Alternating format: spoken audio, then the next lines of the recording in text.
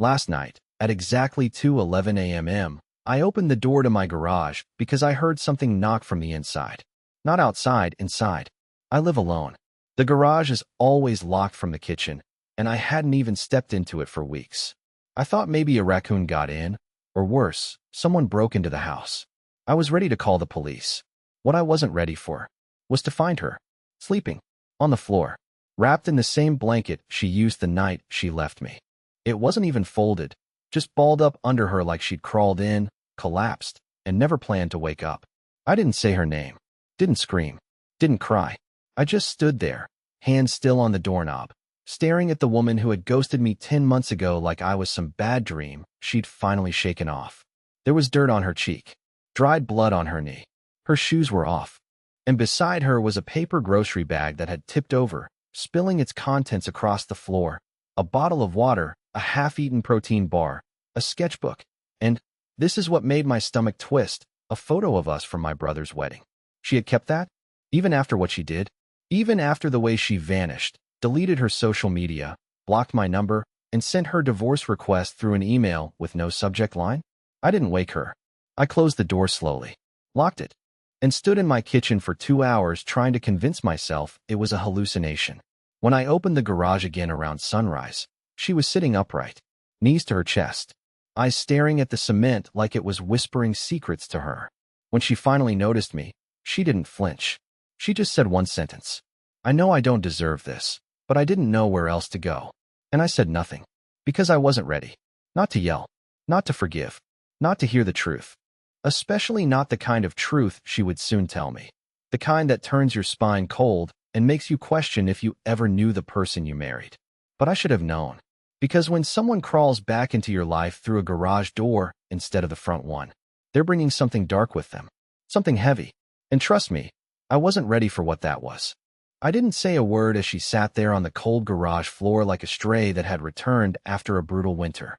There were oil stains under her, a crack in the concrete running straight through her legs like the house itself was trying to split her away from me. I didn't invite her in. I didn't offer food or comfort. I just watched her like you would watch a fire you aren't sure is still burning. Too dangerous to touch, too strange to ignore. She finally stood, slowly, like it hurt, and leaned against the garage wall. Her eyes, once sharp and fire-colored, looked like they'd been emptied and refilled with something hollow. When she opened her mouth, I thought I was ready. I thought I could brace for whatever lie she had spent 10 months rehearsing. But she didn't lie. Not yet. I didn't cheat on you, she said softly, as if the words still hurt her to say. I know you think I did. Everyone probably does. But that's not why I left. My fingers twitched. My jaw clenched. Of course I thought she cheated. When your wife disappears overnight with no explanation, no note, no forwarded address, what else are you supposed to think? She hadn't just left me. She'd vanished from her job, her friends, her entire digital footprint. It was like she had intentionally folded herself out of existence. For months I'd wondered if she was dead, in hiding, or worse, simply living happily somewhere with someone else. And now she was telling me she had done it for me?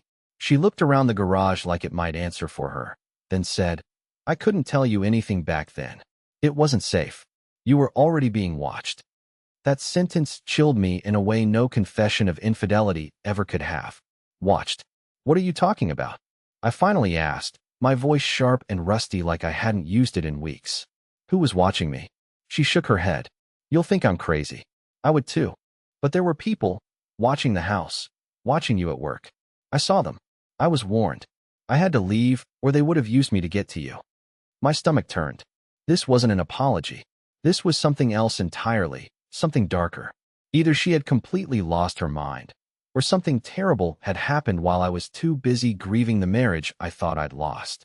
I had to go off-grid, she continued. I thought they'd stop if I cut ties with you. If I made it look like I didn't care, like I moved on, but they didn't stop. Not really. And now it's different. I think something changed. I couldn't believe what I was hearing. This woman, who had once argued with a waiter because her soup came with the wrong kind of spoon, was now standing in my garage telling me she faked her own disappearance to protect me from invisible watchers. But there was no tremble in her voice. No smile. No drama. Just fear. Real, slow-moving fear. the kind that sinks into someone's bones and stays there. She took a shaky breath and then pulled something from the inside of her hoodie. A flash drive. Plain. Unlabeled. She held it out like it was on fire. "This will explain everything," she said. "But I need you to promise me something before you watch it." I didn't move. Didn't speak. "Promise me," she said again, "that you won't call anyone. Not the police. Not your brother. Not even your therapist. Not until you've watched all of it. Please." My first instinct was to laugh. Or slam the door. Or ask her where she learned to spin conspiracies. But something in her voice stopped me. Not guilt. Not pity. It was urgency, the kind you don't fake. I took the flash drive. Not because I trusted her, but because, for the first time in almost a year, the numbness inside me cracked, just a little. And curiosity is a dangerous thing when you've been living in silence. I didn't sleep. Not even close. I sat there in my kitchen for maybe 2 hours after she handed me the flash drive, just staring at it like it might detonate if I plugged it in wrong. Mary Bell had gone back into the garage, curled up in the corner like some guilt-ridden phantom. I didn't have it in me to invite her in. I also didn't have the guts to tell her to leave. When I finally opened my laptop, the fan wheezed like even it didn't want any part of this. The folder on the drive was simply titled, "Look." Not "Truth." Not "Watch this." Not even something cryptic. Just "Look." There was only one file inside. A video, uncompressed, almost an hour long. No title. No timestamp. Just a single MP4 file sitting there like it knew it was about to wreck everything. I hit play. The screen opened to a dim room, flickering light bulb, cracked mirror on the wall, and a desk with peeling paint. For a second, I thought it was a movie set. That's how unreal it looked. Then the camera panned, and my heart stopped. I was there. Not in the room. On the screen. I was in the video. Sitting in that room. Unmoving. Silent. Just sitting. Wearing clothes I didn't recognize. Staring at the wall like I was drugged or asleep with my eyes open. I paused it. Rewound. Played it again. My brain refused to believe what I was seeing. How? How could I be in a video I had no memory of? Where was that place? When was it recorded? And why did I look like a mannequin wearing my skin? I skipped ahead, 10 minutes, 20 minutes, and I never moved. Never blinked. Never even twitched. The camera didn't shake. Whoever filmed this either had a tripod or hands made of stone. At minute 31, the door in the room creaked open. That's when I saw him. Same build as me. Similar haircut. Same voice, too, when he finally spoke. But it wasn't me. Not really. He walked into the room, looked directly at the camera, and said, "If you're watching this, she broke the rules." Then he walked over to the still version of me, the lifeless me, and placed a hand on my shoulder. "It's not real," he said. "None of this is real." The video went black. I slammed the laptop shut so hard I thought I cracked the screen. My chest felt like it had collapsed in on itself. This wasn't some dramatic confession or an emotional apology. This was something else entirely. Something twisted. I went to the garage, ready to shake answers out of her if I had to. But she was already sitting up, eyes wide, like she felt me watching the video from the other side of the wall. "I told you," she said before I even opened my mouth. "You don't remember because they didn't want you to." "Who's they?" I demanded. "What the hell is that room? Why am I in a video I don't remember being filmed? Who was that other guy, the one that looks like me?" She swallowed, hard, and said, "That wasn't someone who looks like you. That was you. Just not the version you remember being." And I swear to God, at that exact moment, I felt something shift in the air, like reality itself had just taken a breath it shouldn't have. I wanted to scream, to call her insane, but I couldn't, because deep down, some part of me recognized that room. Not consciously, not visually, but emotionally. Like something in my bones had once been very cold and very still, and it remembered what that felt like. "I came back," she said quietly, "because they're not done with you. And I couldn't let them take you again." And just like that, the betrayal, the cheating, the silence, the sudden disappearance, all of it started to seem small compared to whatever she was trying to tell me. I didn't sleep again. Not that I expected to. After what I saw on that flash drive, after what she told me in the garage, I couldn't sit still without feeling like the walls were leaning closer. I kept telling myself this was just emotional manipulation. That Mary Bell had spiraled during the months she was gone and came back with a fantasy stitched together from paranoia and regret. That's what I wanted to believe. That would have been easier than accepting what was clawing at the edge of my sanity. Around 3 a.m., I finally passed out on the couch. No dreams, just black. And when I opened my eyes at 6:48 a.m., I felt it immediately, a raw, burning pain on my chest like I'd been scraped with a wire brush. I lifted my shirt and froze. For red scratches. Not deep enough to bleed, but fresh. Angry. Sharp. I sat up so fast I almost fell. I checked the couch, the floor, the windows. Nothing. No blood. No broken glass. No sign of an intruder. And no possible way I could have done that to myself in my sleep. I don't sleepwalk. I don't scratch in my sleep. My nails were trimmed. There was no blood under them. And Mary Bell was still in the garage. I could hear her soft, uneven breathing through the cracked door. That ruled her out, didn't it? Unless she had found a way inside without me noticing. Unless she had done something while I was unconscious. But when I opened the door and looked at her, something in my gut told me the truth was worse. She was sitting on the floor with her arms wrapped around her knees, face pale, eyes glassy. "You feel it, don't you?" she asked, without even turning around. I didn't answer. I couldn't. I was still staring at the marks on my chest like they were evidence of a nightmare I'd accidentally brought back with me. "They're close again," she whispered. "I don't know how they found us so fast, but they're not playing anymore. The scratches, that's how it starts." My heart pounded. My instinct was to run. Not from her, but from whatever unspoken thing she was alluding to, that she refused to explain, something connected to the video, to the version of me I couldn't remember. "You're not making sense," I said. "You keep talking in circles. What do they want from me? Who are they? Why would they scratch me?" Mary Bell finally turned to face me. Her face was sunken, her eyes haunted. And in a voice that sounded like it had been broken and glued back together too many times, she said, "Because you were never supposed to come back." My skin went cold. What does that mean? She looked down, like she was ashamed to say it.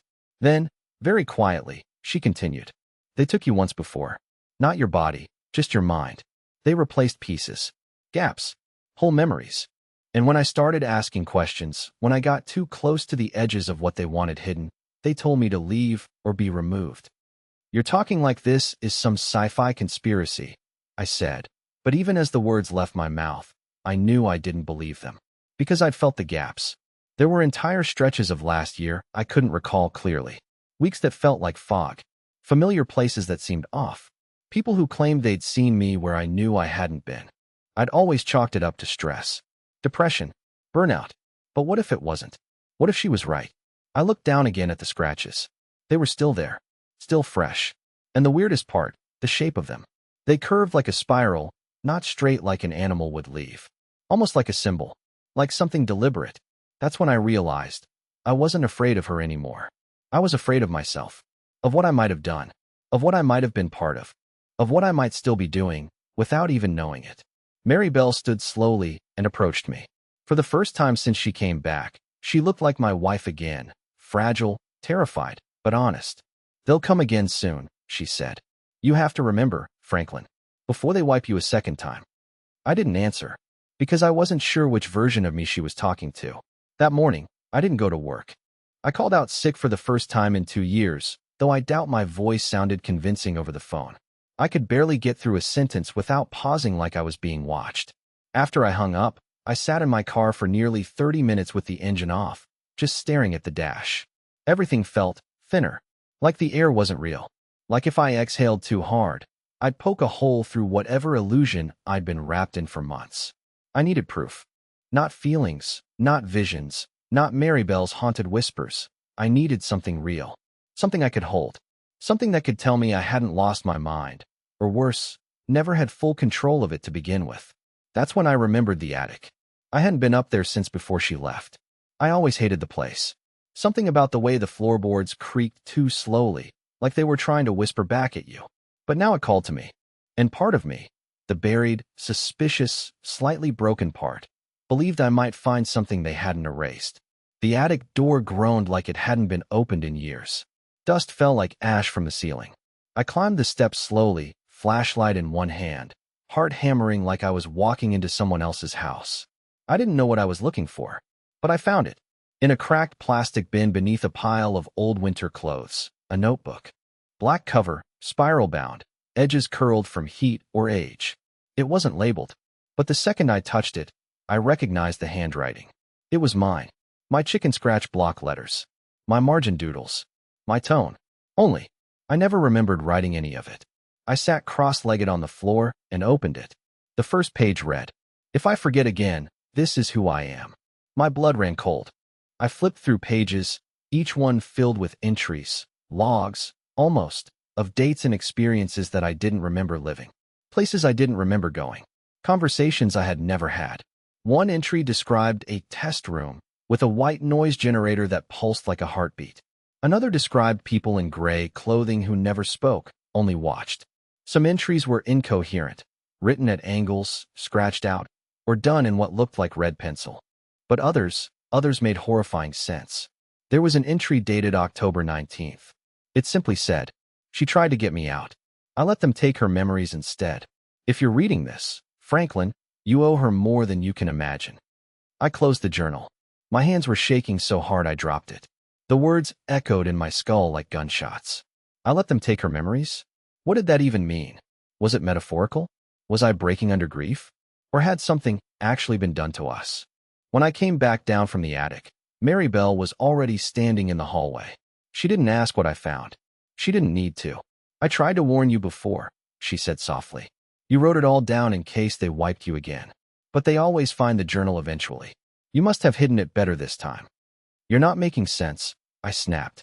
"You say they like their shadows or ghosts or aliens. What are we dealing with, Mary Bell?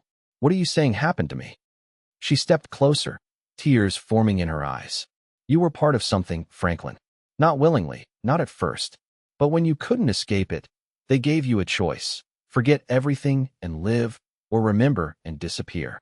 You chose to forget." I shook my head. That's insane. But I didn't believe it anymore. Not fully. Not after the video. Not after the scratches.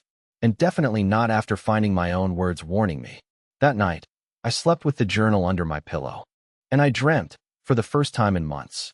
I dreamt of a room filled with mirrors, but none of them showed my reflection. Just rows of people who looked like me, sitting silently, waiting for something. Waiting for me. When I woke the next morning, I didn't reach for my phone. I didn't open my laptop. I didn't even make coffee. I just sat at the kitchen table with the journal, staring at the sentence that made my stomach turn to stone. "If I forget again, this is who I am." Those words weren't just written by me. They were meant for me. And no matter how much I wanted to dismiss it all as delusion, paranoia, or grief, there was something in my chest, a hollow ache, telling me it wasn't just handwriting. It was memory. A memory I'd buried myself. Mary Bell hadn't slept either. She hovered in the hallway like a ghost, her skin pale under the weak morning light. She looked more fragile than ever, but there was a strange determination in her eyes. It wasn't the look of someone who wanted to reconcile or apologize. It was the look of someone on a mission. She saw the journal on the table, and instead of asking what I thought of it, she simply whispered, "Do you remember the glass building?" The words hit me like a hammer. My first instinct was to say no, to tell her I didn't know what she meant. But my body betrayed me. My chest tightened, my pulse quickened, and in the back of my mind, a faint image flickered, a tall structure with mirrored windows, standing alone on a deserted stretch of road. A place I didn't know, and yet recognized all the same. I demanded she explain. Where was this building? Why did I dream of it? Why did she know about it too? And most importantly, why had she come back now, after leaving me to drown in silence for nearly a year? Her response was as blunt as it was terrifying. "Because they won't stop until you go back there. And if you don't, they'll take you again." Something broke inside me. I wasn't sure if it was fear or rage.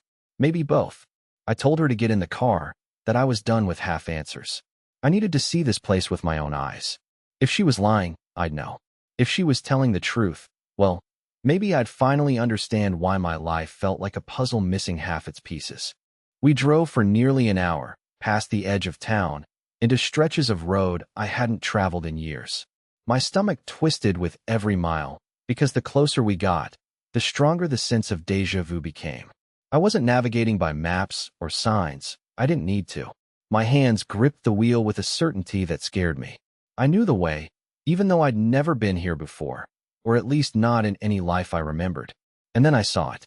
The glass building, just like in my dreams. It stood at the end of a cracked, abandoned parking lot, its mirrored walls reflecting the gray sky like an imitation of reality. No signs, no logos, no cars, just a silent structure that looked too perfect, too untouched, for how desolate the area around it was. The moment I pulled in, a wave of nausea hit me so hard I had to grip the steering wheel to stop my hands from shaking. My eyes burned. My teeth clenched. My body remembered being here, even if my mind didn't. Mary Bell put her hand on my arm. Her touch was ice cold. "You see it, don't you?" she whispered. I didn't answer. I couldn't. Because suddenly fragments rushed back. Flashes of fluorescent lights, the sound of humming machines, the pressure of hands holding me down, voices speaking words I couldn't quite grasp. I stumbled out of the car, clutching my chest, gasping for air like the atmosphere itself was poisoned. The more I looked at the building, the more I felt like it was looking back at me. Mary Bell followed me, clutching the flash drive she had given me before. "They keep everything here," she said, her voice trembling. "The copies, the recordings, the versions of you that didn't survive." I spun to face her, the weight of her words crashing into me. "Versions of me? What the hell does that mean? You've been feeding me riddles since you came back. Just tell me the truth." She hesitated, her lips trembling, then finally said the words that made my knees nearly give out. "Franklin, the man you think you are, he isn't the first. You've been replaced before, and I think they're preparing to replace you again." The silence that followed was worse than the words. The world seemed to stop. The building loomed, gleaming with cold indifference, and for the first time in my life, I felt like I wasn't just a victim of betrayal. I felt like I might not even be me. And standing in that empty lot, with the wind scraping against my ears and my wife's confession hanging in the air like a noose, I realized something far more terrifying than her betrayal. I wasn't sure if I even wanted the truth anymore. Because what if I couldn't live with it? The building was colder on the inside than it had any right to be. Not just chilly, sterile. Like nothing warm had ever touched these walls. The second we stepped through the glass door, it slid shut behind us without a sound. No buttons. No locks. Just silent, automatic obedience, like the building itself had been waiting for me to return. The hallway ahead was narrow, too white, the kind of white that strains your eyes. The air smelled like dust and metal and something chemical I couldn't name, but instantly feared.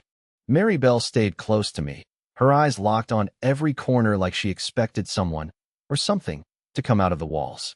I didn't ask how she knew the way. I didn't need to. Her silence told me she had walked these halls before, maybe more than once. The hallway led to a stairwell that spiraled down, deeper than any floor should have gone. We descended in silence, our footsteps eerily muffled as if the air was thicker down here. When we reached the final level, a metal door stood before us with no handle, just a blank black square in the center. As we approached, it lit up. The screen flashed white, then showed a name in block letters. "Franklin Norwood, authorized." Mary Bell flinched. "They didn't revoke your access," she whispered. "That means they're still watching. Or worse, still waiting." The door slid open and I was hit with it immediately. The smell, the flickering light, the echo of that room I had only ever seen through a screen. The test room. My room. It was identical. Cracked mirror. Peeling desk. One chair bolted to the floor. But what destroyed me, what absolutely shattered every last wall I had left, was what sat in the center of the room. Another me. Or what was left of me. It looked like me, but wrong. Dull skin. Eyes open but blank. Clothes identical to the ones I wore in the video. It sat motionless, like a forgotten puppet left in a corner. I stepped forward, mouth dry, legs barely working. My heart didn't feel like it was beating in my chest. It felt like it was trying to escape through my throat. Mary Bell stayed at the doorway. "They leave the dormant versions here," she said. "When they reinsert you, they don't always delete what came before. Sometimes they just shut it off." I moved closer. My hand trembled as I reached out to the thing in the chair. Its chest moved, barely, like it was breathing shallowly. Not dead. Not fully. Not quite. I wasn't looking at a memory. I was looking at evidence. That I had been here. That this had been me. That someone had shut off part of me like a machine and sent the rest back into the world to live a lie. A monitor behind the chair flickered on. A playback log. Lines of code. Times. Dates. One caught my eye. Insert _17 _ complete. 3:42 a.m. File. FN. Main. Rescript. V5. I stepped back. My skin crawled. Rescript. They had rewritten me. And all at once, it made sense. The foggy months, the gaps in memory, the strange encounters with people who seemed to know me better than I knew myself. I hadn't just been broken. I had been edited. I turned to Maribel. Why didn't you tell me this from the start? Why let me think you cheated? Why let me hate you for leaving? Her eyes welled with tears. Because that was part of the script they gave me. They said if I told you too soon, it would trigger a fail-safe. That you'd spiral. That you might self-delete. They made me disappear so you'd survive. I didn't know what to say. I didn't know if I should scream or fall apart or hug her or run. My wife had betrayed me, but not for another man. Not for freedom. She betrayed me to keep me alive. Or, at least, keep whatever version of me was still allowed to exist. The figure in the chair twitched. My blood went cold. It lifted its head, and it looked at me. Not past me. Not through me. At me. Then, in my voice, exactly my voice, it spoke two words. It's time. For a moment, everything stood still. The version of me in the chair, the one they had left behind, stared directly at me with eyes that were hollow but aware. I took a single step back, not out of fear, but out of the unbearable familiarity in his expression. There was no malice in it. No rage. Just fatigue. Deep, unspeakable fatigue.